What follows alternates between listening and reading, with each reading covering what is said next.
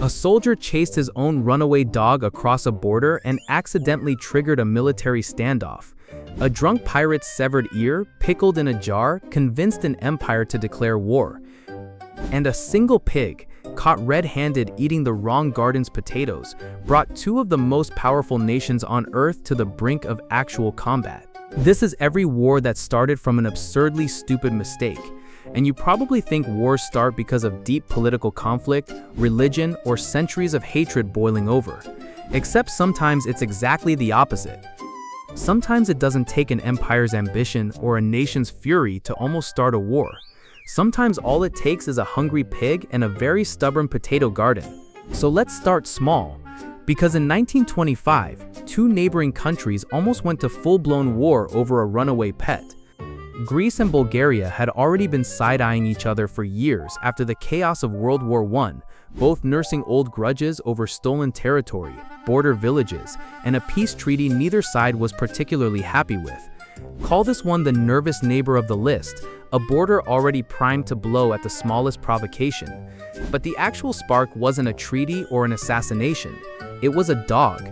A Greek soldier patrolling the border apparently lost track of his dog, who bolted straight into Bulgarian territory, tail wagging, completely unaware he was about to become a geopolitical incident. The soldier, panicking, chased after him without permission and crossed the border. A Bulgarian sentry, seeing an armed foreign soldier suddenly sprinting into his country, did the only logical thing a nervous guy with a rifle does. He shot him. That's it. That's the whole spark. Greece was furious, accused Bulgaria of an unprovoked attack, and within days Greek troops actually invaded Bulgarian territory in retaliation, complete with artillery. People died. Actual soldiers were killed over a dog that probably just wanted to sniff a bush on the other side of an imaginary line. The League of Nations had to step in, condemn Greece's response as wildly disproportionate, and force them to withdraw and pay reparations to Bulgaria, which is a wild sentence to have to say out loud. A dog started an international incident that needed League of Nations level diplomacy to fix, decades before the United Nations even existed to handle the next one. And funny enough, this won't be the last time on this list that an animal nobody bothered to keep on a leash ends up rewriting a border. Keep that thought in your pocket. But if you think losing a war over a runaway dog is embarrassing, wait until you hear about the war that started because two American states couldn't read a map. Because in 1835, Ohio and the Michigan Territory were both convinced they owned the exact same strip of land, a border zone that included the city of Toledo. And the reason wasn't ancient hostility, it was flat-out bad cartography. Early surveys of the region had used outdated, inaccurate maps, and depending on which map you trusted, the border was drawn in two completely different places. Both sides genuinely believed the other one was lying. So what do you do when a map disagrees with itself? Apparently you call up the militia. Michigan's governor, a hot-headed 24-year-old named Stevens Mason, mobilized armed men to physically defend the disputed strip. Ohio did the same. Soldiers on both sides marched toward each other, muskets ready, over a border dispute caused by somebody's bad handwriting on a 50-year-old survey document. The one actual violent moment of the entire war happened when an Ohio sheriff tried to arrest a Michigan official and someone stabbed him with a penknife. A penknife. That's the full body count of the Toledo War. One stabbing, caused by a paperwork disagreement. Congress eventually had to step in and just gave Toledo to Ohio, while Michigan got a consolation prize nobody wanted at the time, a giant freezing chunk of wilderness called the Upper Peninsula, which decades later turned out to be loaded with valuable copper and iron. So Michigan actually won by losing. Keep that one in your back pocket, because irony like that shows up again later on this list. Speaking of border confusion turning into actual bloodshed, just 3 years later, the exact same country managed to almost start a full-scale war with the British Empire over the same kind of mistake. This time it was Maine. The border between Maine and British-controlled New Brunswick had never been precisely surveyed, and both sides were using conflicting old colonial documents to claim the same forest. Lumberjacks from both territories started cutting down trees in the disputed zone, each side accusing the other of trespassing on their land. Things escalated fast. Thousands of militia troops were mobilized on both sides. The British sent actual army regiments. For a moment, it genuinely looked like the United States and the British Empire were about to fight an entire war over who got to chop down a forest nobody had bothered to properly measure. Locals nicknamed it the Pork and Beans War, because that's mostly what the mobilized troops did the whole time. Sit in the freezing woods eating canned rations, while officials argued over old paperwork hundreds of miles away. Not a single shot was fired in actual combat.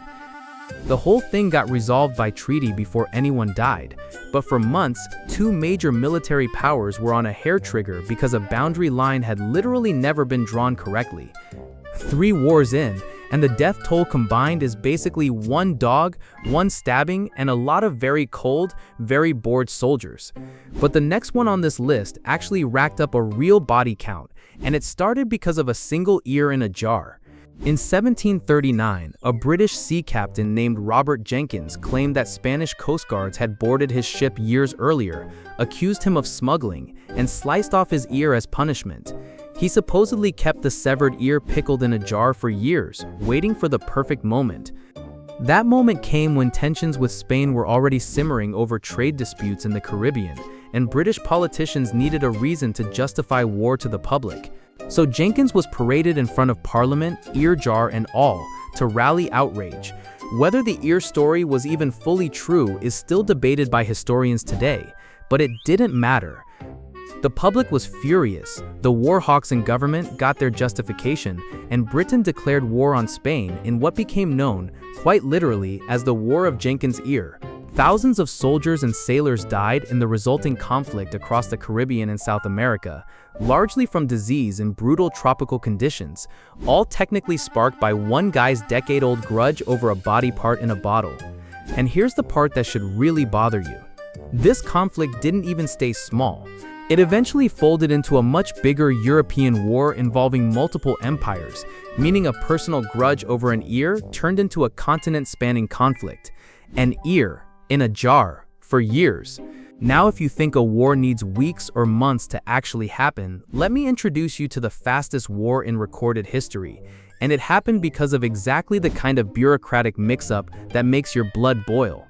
In 1896, the Sultan of Zanzibar died, and under an agreement with the British Empire, any new sultan needed British approval before taking the throne. But the sultan's ambitious cousin didn't feel like waiting around for permission slips. He declared himself the new ruler almost immediately without asking anyone. The British saw this as a direct provocation and gave him an ultimatum: step down or we open fire. He ignored it. So at 9 in the morning, British warships in the harbor began shelling the royal palace. By 9:38 in the morning, it was over. 38 minutes. That's less time than it takes to watch this entire video. An entire war, start to finish, because one guy skipped a formality and assumed nobody would actually follow through on the threat. You probably assumed the wars on this list all dragged on for years, grinding miserable conflicts. But sometimes the opposite is true. Sometimes the dumbest mistake produces the shortest war in human history, over before the coffee gets cold. And here's where things get uncomfortable, because you might be thinking these are all just quirky historical footnotes, weird trivia with no real stakes. But some of the pettiest triggers on this list dragged entire nations into war, killed real people by the thousands, and reshaped borders that still exist today. Take the football war of 1969 between El Salvador and Honduras, the shortest but bloodiest sports rivalry in history. On paper, the spark looks almost funny. Violent riots broke out during a soccer qualifier between the two countries, with fans attacking each other in the stands and a young woman in the losing country reportedly dying by suicide over the result, which somehow made things worse instead of putting things in perspective. Headlines around the world joked that a soccer match had literally caused a war, but the truth underneath is far less funny. Quick question for you. Do you think a game could ever actually start a war on its own, or does it just light a fuse that was already sitting there? Because the two countries were already boiling over from real issues, land disputes, mass deportations of Salvadoran migrants from Honduras, and deep economic tension between rich landowners and displaced farmers. The soccer riots weren't the actual cause. They were just the spark that lit a fuse that had already been soaked in gasoline for years. Actual fighter jets bombed actual cities within days. Around 3,000 people died in less than a week of fighting, and tens of thousands were displaced from their homes. So while the world remembers it as the Soccer War, a nickname that makes it sound almost cute, it's really a lesson in how a stupid, petty incident can become the trigger for violence that was already inevitable, just waiting for an excuse to happen out loud. Which brings us to a war that started over an object even smaller and dumber than a soccer match, a bucket. Yes, an actual wooden bucket. Back in 1325, the Italian cities of Modena and Bologna were bitter rivals, constantly needling each other over territory and pride. One night, soldiers from Modena snuck into Bologna and stole a plain wooden bucket from a public well, just to humiliate their rivals. It was petty, it was juvenile, and it worked exactly as intended. Bologna was furious over the insult and demanded the bucket back. Modena refused. What followed was an actual pitched battle between the two cities, involving thousands of troops, and by the end of it, an estimated 2,000 people were dead. Over a bucket. Bologna never got it back either. To this day, that same wooden bucket is reportedly still on display in a bell tower in Modena, a literal trophy from one of history's most humiliating wars, a permanent monument to the fact that sometimes people would rather watch thousands of soldiers die than admit a joke went too far. Now you might be thinking, at this point, that all of these wars share one thing in common. Nobody meant for it to actually happen. It was all an accident, a misunderstanding, bad luck. But here's the twist you didn't see coming. Not all of these mistakes were actually mistakes at all. Take the Franco-Prussian War of 1870, which on the surface looks like another case of miscommunication spiraling out of control. King Wilhelm of Prussia sent a fairly polite routine telegram summarizing a diplomatic meeting with the French ambassador. But the telegram passed through the hands of the Prussian Chancellor Otto von Bismarck before being released to the press, and Bismarck didn't just forward it. He deliberately edited the wording to sound far more insulting and dismissive toward France than the original message ever was. It wasn't an accident, it was a calculated trap. Bismarck wanted a war with France, believed Prussia would win it, and knew that public outrage was the fastest way to make it happen. When the doctored telegram hit French newspapers, the public exploded in anger, exactly as Bismarck had planned, and France declared war within days. Prussia crushed them, unified the German states in the process, and reshaped the entire map of Europe. So this one isn't really a stupid mistake at all. It's proof that sometimes the misunderstanding people blame for a war was actually manufactured on purpose by someone counting on outrage to do the dirty work for them. Which brings us to the single most consequential wrong turn in human history, the one that makes every other item on this list look almost harmless by comparison, and the one most people have heard the headline of without ever knowing the actual mechanics of what went wrong. In 1914, Archduke Franz Ferdinand of Austria-Hungary was visiting Sarajevo, and a group of assassins had already tried and failed to kill him earlier that same day. One bomb thrown that bounced off his car and missed its target, wounding bystanders instead. Rattled but alive, and honestly showing more composure than most people would after surviving a bomb attempt before lunch, the Archduke insisted on visiting the hospital to check on people wounded in the earlier attack, a decision meant to look brave and reassuring to the public. His driver, given the new destination at the last second, wasn't told the route had changed and kept following the original planned path through the city.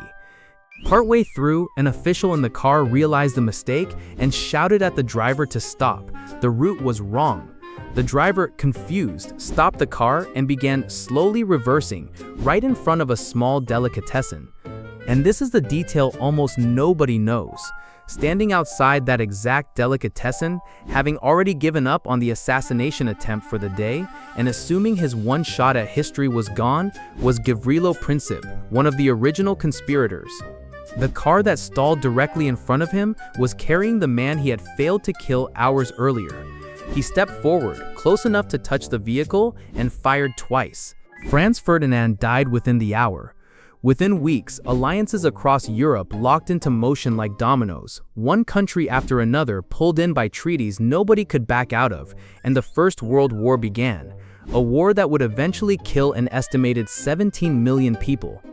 17 million, because a driver took a wrong turn, then reversed at exactly the wrong moment, in front of exactly the wrong man, on a street he was never even supposed to be driving down. If that car had gone 2 seconds faster, or turned down a different street, the entire 20th century might look completely unrecognizable today. And after everything you just heard, wars that shifted borders, killed thousands, even reshaped the modern world, we end tonight exactly where we promised you at the very start, the pig. Remember that? The one I told you we'd get back to, eventually. Well, here it is. In 1859, tensions were already simmering between the United States and Britain over an unclear, poorly defined border on an island near present-day Washington state, an island both countries claimed under 2 different treaties that somehow both sounded correct. An American settler on the island owned a garden and had grown himself a decent patch of potatoes. A British-owned pig belonging to an employee of the Hudson's Bay Company kept wandering freely into that garden and eating his potatoes, again and again and again. This had apparently happened more than once, and the settler had already complained repeatedly with no results. Fed up, he finally shot the pig dead. The pig's owner was furious and demanded steep compensation for the loss. The American refused to pay a cent for what he considered a repeat offender. British authorities, already annoyed about the disputed territory, threatened to arrest the settler over it. American settlers on the island, hearing about the threat, panicked and called for military protection from the mainland. Within weeks, both countries had mobilized real troops and warships to this tiny island, all prepared for actual combat, over one dead pig and a very stubborn potato garden. For months, hundreds of American and British soldiers camped on opposite ends of this small island, cannons literally pointed at each other, waiting for someone to give the order to fire. And remarkably, through months of tension, officers on both sides quietly agreed to one unofficial rule: no live ammunition, no provocation, just a very awkward, very expensive staring contest. The single reported casualty of the entire pig war was, appropriately, the pig. Cooler heads eventually prevailed. Both governments agreed to a peaceful joint military occupation of the island until a border commission settled the dispute years later through actual diplomacy instead of gunfire. Not one human being died. The most tense international standoff on this entire list, between 2 actual world superpowers, ended over a dead pig and a stolen potato, which is exactly the ridiculous, deflating payoff we promised you back at the very beginning. So there you have it.